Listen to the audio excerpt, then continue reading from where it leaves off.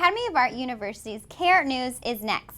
Coming up, the FBI is investigating a suspicious bank deposit belonging to the San Bernardino shooter. Plus, outrage over Donald Trump's remark about Muslims and a look at their point of view. The confusion over the difference between natural and organic food products. We'll have the full story coming up next. And the real meaning of the term Netflix and chilling, all that and more coming on K-Art News next.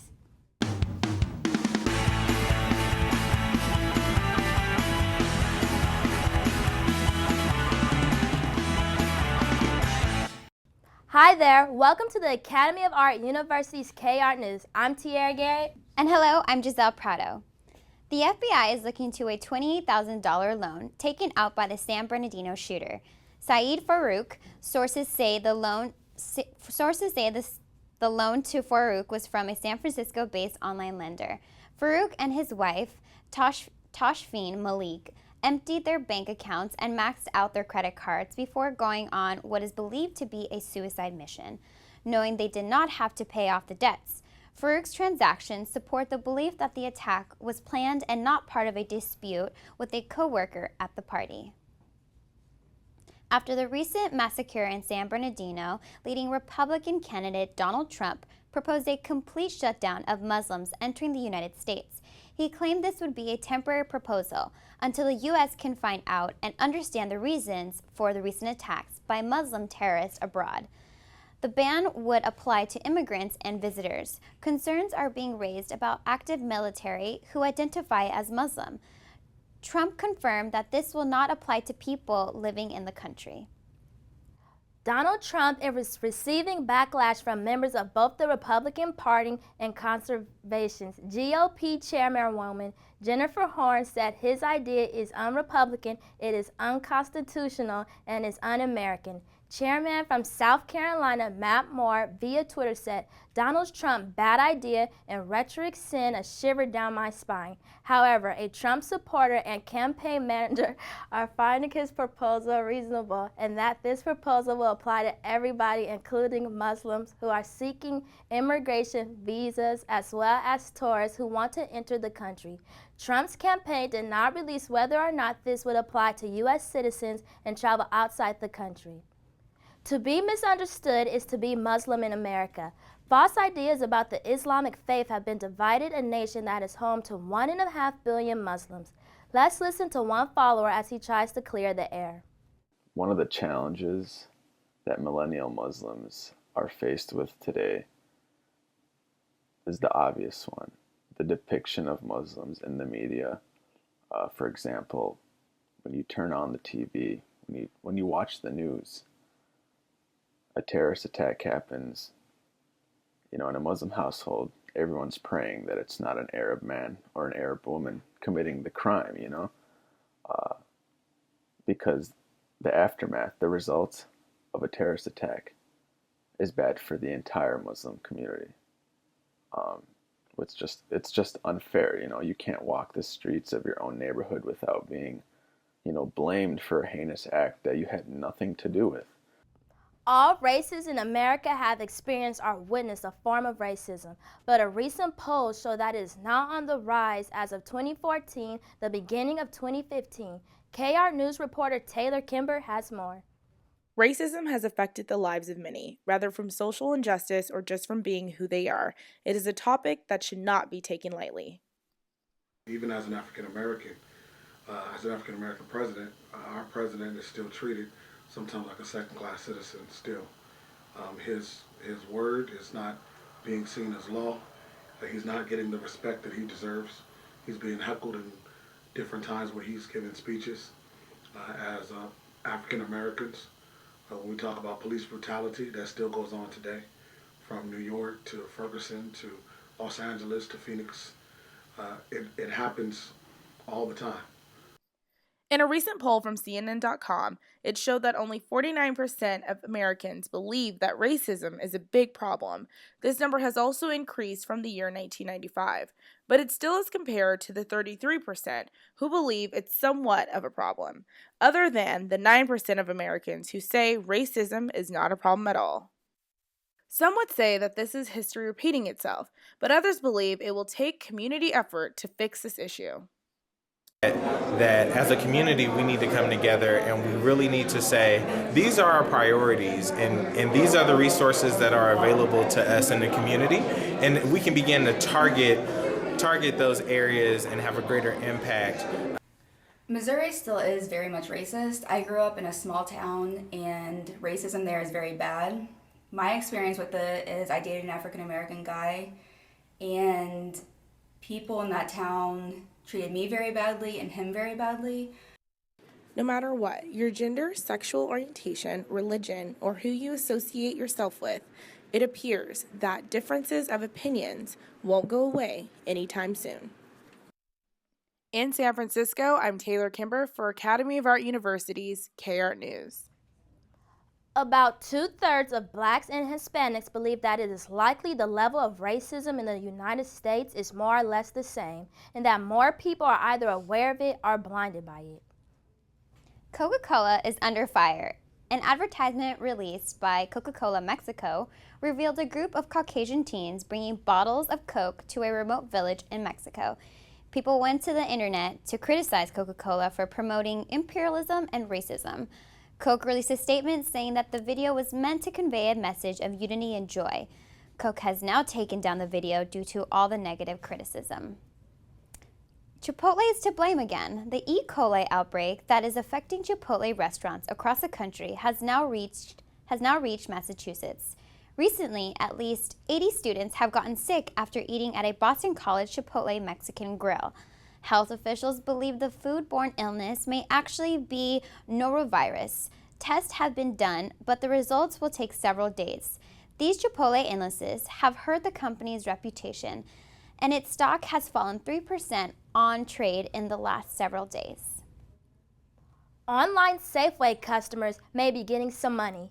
The grocery chain has been ordered to refund customers who purchased online. A San Francisco federal judge has ordered Safeway to pay almost $14 million to customers nationwide who bought groceries through the website.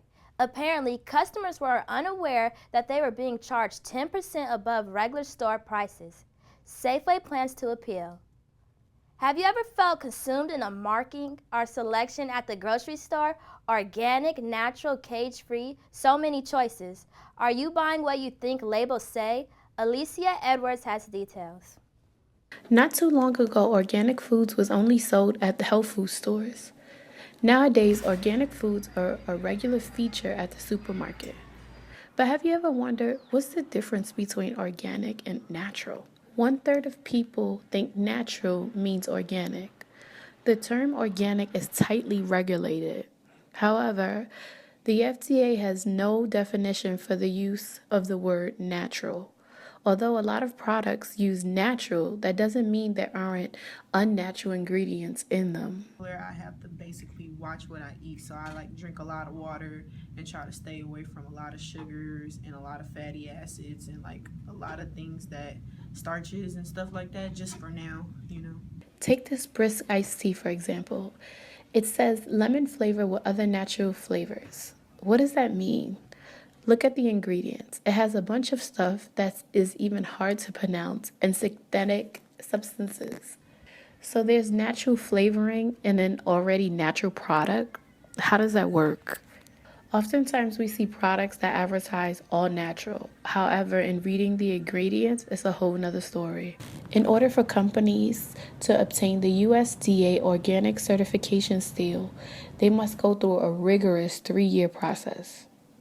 Their products must be free of pesticides, synthetic fertilizers, hormones, antibiotics, and genetic engineering. According to the USDA, since 2008, organic farms have jumped to 72% in sales. More people are demanding organic foods and being conscious about their food choices in the growing process. Meet Yurel. His family owns Rio de Paras farm in Santa Clara County for over 10 years. He says the organic process is long to grow, but the outcome is worth the wait. Brussels sprouts organic, it's one of the hardest things to do because aphids love them. So on that, it goes from 4 to 6 months to get them ready. Beets, are ready within 60 to 70 days. Cauliflower within 90. Potatoes will take like 90 to 120 days. As the fight between organic versus natural continue, will you make a conscious decision the next time you go food shopping? In San Francisco, Alicia Edwards reporting for KR News. Check your local listings for more information on where to find organic foods at the farmers market. California water suppliers still struggle with drought rules and have forced communities in California to cut their water use by 36%. On Monday, water officials ranging from the city of San Diego to Santa Rosa came together in Sacramento to discuss the difficulties of keeping up with the water conservation. Officials informed state regulators that whether it's a booming population, warmer weather, or uncooperative residents, keeping up with water savings is harder than they had thought. And now that the rainy weather has arrived, they question the need for the water reduction. Uber is testing out a color-based service called Spot. It allows both passengers and drivers to identify each other more clearly. It can be dangerous to jump into a car thinking it is your Uber ride. It is also terrifying when you do not drive for Uber and someone gets into your car thinking that you do. According to Connect, Uber is testing out Spot that allows riders to select a colored light that Uber drivers will display when they arrive. The spike in mass shootings put a high demand on security. A new app is on the market that grants BART users some assurance in safety while traveling. The BART Watch app allows passengers to quickly report suspicious activity while being discreet. You can anonymously report any suspicion through a text and a picture. If you have no cellular connection, your message will be stored and sent out as soon as connectivity resumes. Lots of talk lately about one of the newest Apple products. The new iPad Pro has a screen that is nearly 13 inches and up to 128 gigabyte storage. Can an iPad Pro replace your personal computer? Fiona Liu has details. The iPad Pro is available in silver, gold, and space gray. It has the required processing power and a stunning screen, but as a serious work device, it's not there yet. Despite the Pro in its name, it's a better fit for more casual laptop users. Scarpelli, who is a design lead, and Hudson, who is a tech lead of Academy of Art University, has more to say. I'd say that, like a lot of Apple products recently, it's not necessarily a huge innovation, but it's probably a beautifully aesthetically pleasing version of things that are kind of out there already. It's not very useful without the pencil. The pencil seems to be the best part of it, or the best thing that makes it very useful. The processing works pretty good. My old iPad 2 is very slow. The iPad Pro is very quick. The new iPad Pro is narrowing the gap between a tablet and a laptop. So how would the consumers think about this idea and the product? Do they like it or not? My boyfriend has the iPad Pro, so I was already convinced that it was a good iPad. It does decrease the barrier between a tablet and a computer. If you want something small, the other iPads might be better for you. But if you are a graphic artist or somebody who needs a keyboard, the new iPad Pro might be your choice. The keyboard will cost you extra $169. The iPad Pencil feels as close to writing on paper as possible. In San Francisco, Fiona Liu for Academy of Arts KR News. The new iPad is coming up in 2016. Should feature home screen customization tools, a new way to organize apps, and more. Your Christmas lights may be the cause of slow Wi-Fi. A British utility published a report showing that 20% of poor Wi-Fi performance was caused by electronic gadgets and lights in the home. The solution: lighten the electric load, especially if you've gone wild with the holiday lights. The slang term Netflix and chill is quickly blowing up the internet and is becoming part of mainstream vocabulary amongst teens and college students. KR News reporter Karan Brown has more on what this phrase really means among young people. In today's youth, everything has a deeper meaning. Most would assume that when someone invites you over for a movie night, that's just what they mean. However, society's youth has developed a different phrase with a different meaning. Jasmine Gwynn gives her opinion on the term Netflix and chill. Personally, I don't really agree with the whole connotation with which we take it. Like, it's become something that's just a way for guys to, get some with the girl, and it really abuses the female power and stuff like that. I just don't agree with it. Like, can't we just actually watch TV and cuddle or something? Do we have to go further than that? Like, it's kind of like you're expected to do something more, and it puts pressure on women. And I'm not the type of girl to do that. So I think this generation needs to really rethink our values and rethink our morals. The terminology has been used since 2007. Even though Jasmine speaks about morals, there are some parents that feel like it's bound to happen, so why stress about it? The father of a 21-year-old female and a 14-year-old male, Brian Shane, discusses his viewpoints on the terminology.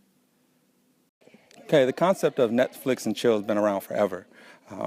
Maybe it wasn't chilling and watching TV at home, but you're either going to the movies, to a drive-in theater, or parking somewhere in your car. So concept has always been here. I think it's just important for people to be smart about what they do when they're Netflix and chilling, and it's not going to stop it for me to say one way or the other, but all I can say is just be safe when you do it. There's even a condom for it. These images are not sponsored by Netflix, but of course Netflix is enjoying the attention and capitalizing off the terminology. Also, at the 2015 World Maker Faire, Netflix engineers developed a Netflix and chill button. They're naming it the Switch, since Netflix and chill does not seem appropriate.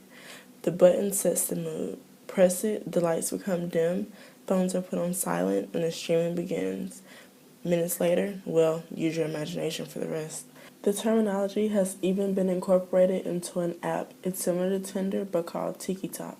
When you open Tiki Talk, your screen is a list of dating ideas. There are options like getting ice cream, going to dinner, and of course, Netflix and chilling. The app shows you the distance of the other users based on location. You can invite people in your area to do the activity with you, and if they agree, a chat window will open, and you can plan your date from there. In San Francisco, I'm Karan Brown for Academy of Art University's K-Art News. Netflix's current stock price continues to rise. The company now has more than 65 million subscribers and a permanent spot in the teen lexicon of 2015. It's not just fireworks on the court when the Warriors have the ball. There's also plenty as a part of the game experience. I went behind the scenes to find out what it's all about.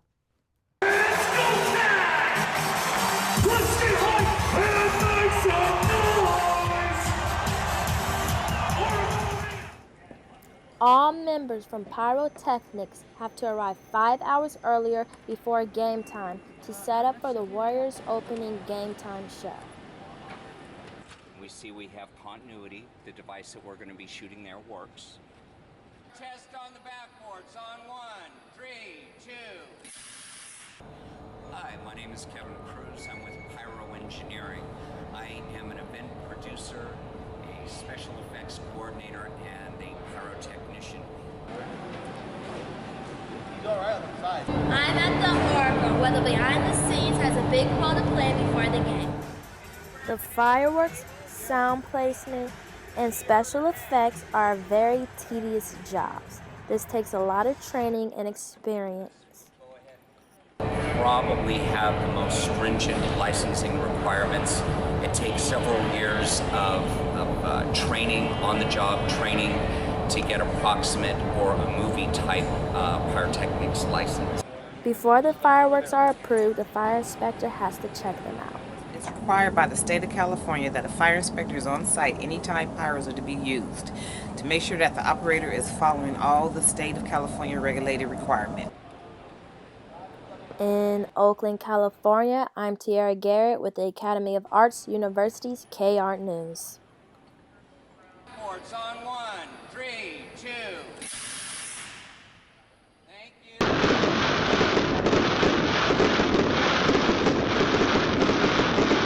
San Francisco-based sculpture artist Conrad Guevara is working on his latest gallery project for his upcoming show outside of the U.S. I have the inside scoop on the collection. Conrad Guevara is participating in the 3rd Material Art Fair in Mexico City, showing with his sponsor and gallery City Limits. an artist-run collective in Oakland. His inspiration comes from phrases he admires or finds an interest in. So for the Material Art Fair, I'm working on a whole show, all new work. It's an exhibit in my mind that's called kubiku, which is a Japanese term for a scarecrow. The show is about abstraction, de-escalation, and the overwhelming sense of violence that is going on in the world. For the show, I'm making a series of oil-on-canvas paintings, all 16 by 20, of portraits of scarecrows' faces, and brushy and seemingly some kind of figurative but a little abstract paintings of scarecrows' faces that'll line the gallery. And then in the center, a really small balsa model of like a shooting gallery. Conrad doesn't just work alone on these projects. His wife Jen is his biggest fan, who helps him with supportive ideas and keeps him motivated. Connor and I have always kind of loosely joked about me being his manager. So I do things like making sure he eats right, and we bounce ideas off of one another. We generally just engage in conversation that I think eventually informs Conrad's work. Jen expresses how she feels about Conrad's show idea. She likes that Conrad has chosen to create something that is politically specific, and how Mexico City is the perfect place to show his work. Conrad's work is often really abstract, and there isn't often an emotional backstory that people often search for when they're considering other people's work. But I like that this is sort of a cohesive idea and it's politically resistant. And I think it's going to be a really interesting body of work, and I think it's also going to fit really well in Mexico City, because Mexico City is a notoriously politically resistant place. So I'm really excited to see what he creates. It's weird. It's always weird, and I never know what it's gonna be in the end, but it always is amazing. In San Francisco, I'm Giselle Prado for Academy of Art University's K-Art News. The Material Art Fair in Mexico City is the only contemporary art fair dedicated to emerging practices. The event will be featuring over 60 galleries, nonprofits, and artist-run spaces. One of our talented students here at the Academy of Art Universities is an up-and-coming music entertainer. Here's Greg Ivory. Thank you. Today we have the pleasure to be here with the honorary Cam Jones. So Cam, tell the people about yourself. What's going on, man? I'm originally from this small town by the name of Santa Maria, California. And for those of you who don't know where that's at, it's about an hour north of Santa Barbara. For those of you who hopefully know Santa Barbara a little bit better. But Santa Barbara, it's like right off the coast. And so that's my hometown, that's where I'm from. That's what's up, man. So how'd you get your start? I start with music. Man, I was just a kid, man. I was like around 13 years old. But the thing is, I've been an athlete my whole entire life, so music has always played the background role. Whether it's just like me going to games, I'm always around music, you know what I mean? And even growing up as a child too, my father introduced music to me at a very young age. So like around like 13, 14, it started out with just like poetry, writing short stories and stuff like that. And then it slowly turned into like my life, like raps and stuff, you know what I mean? Rhyming. So but yeah, that's basically how I got my start. Okay. And ever since then, it was just kind of like it was a feeling that baseball never really gave me, or just athletics did in general. So it was just a feeling that I had to immerse myself in. Yeah. So with that being said, what's the difference compared to the other rappers out there? What's the difference with Cam Jones? The difference between Cam Jones, like I said, man, I just try to keep it genuine. I think there's a lot of rappers out there that do certain things, or they create music just for the wrong reasons, you know what I mean? Or they try to put on a persona that necessarily isn't really them. Not that there's a problem with that, it's just that I think people gravitate towards me a little more just because solely the fact that I keep it genuine, and they just look at me as just a normal guy, which is, I'm perfectly fine with that. So, but yeah, man, I just think it's just, that's what separates me. It's just I try to keep it genuine for the most part. Right, and keeping it genuine, like what's the inspiration behind your music? What's your inspiration? My inspiration, man, is just, there's a lot of things out in life. It's everyday life. Like I said, I just try to keep it about myself. Everything that you hear through my music is very personable. I like giving the people my story, you know what I mean? It kind of gets that relationship as far as like from fan to artist, you know what I mean? So I think that's something that people will definitely gravitate towards. Right. And that's something that like a huge separator as far as like today's modern artists and like what Cam Jones has to offer. Right. With that being said, so what's the latest? The latest, man. I actually just put out a new song yesterday. It's entitled "It's a Go." You guys can find that on SoundCloud. It's just Cam Jones, all lowercase, period. I actually have a couple visuals in the works. Hopefully in the next couple months here. I'm excited for that, for you guys to peep that too, and music videos and stuff like that. And then I actually have a little project of maybe like 6 to 7, 8 songs, somewhere around there. Nothing too finalized, but that's in the works as well. So I'm excited for you guys to look out for that. That's what's up, man. We'll definitely be on the lookout for Cam Jones. Back to you guys in the studio. Thank you, Greg and Cam. With only 3 more weeks until Christmas time, Taylor Kimber has more on a fun indoor activity for all ages to enjoy. It's almost Christmas, and for those of you who are looking for something to see, smell, and maybe even taste, the Fairmont Hotel in San Francisco is just the place for you. For more than a century, the Fairmont Hotel in San Francisco has pleased the community, Nob Hill, and guests from all around with a gingerbread house. What started in 2008, this 22 feet high and 23 feet wide deep is made by hand with over 7,000 pieces of gingerbread, 500 pounds of icing, and 700 pounds of candy.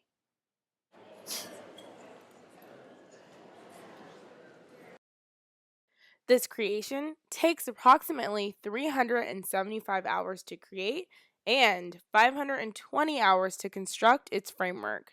But not only do the adults get a kick out of this huge treat, but the furry friends do too.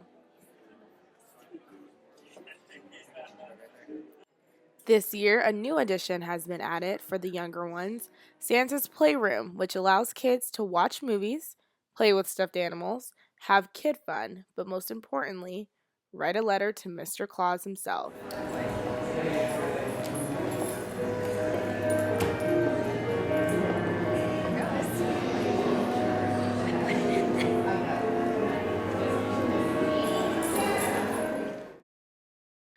Not only is the Fairmont Hotel full of exciting history and great views, but what makes this year's gingerbread house special, it was named the largest one in the entire state of California. But not to worry, this smell good treat is even saving the environment. All of the edible ingredients are composited and the framework is even recycled. Either way, the Fairmont Hotel is making everyone's spirits bright.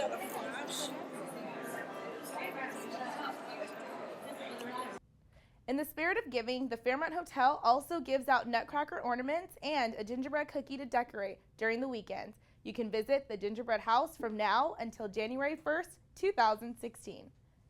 That's it for this edition of the Academy of Art University's K-Art News. For everyone here, thanks for joining us. I'm Tiara Garrett. And I'm Giselle Prado. This is our last newscast for this year. Have a great holiday season. Join us back next year. Happy holidays.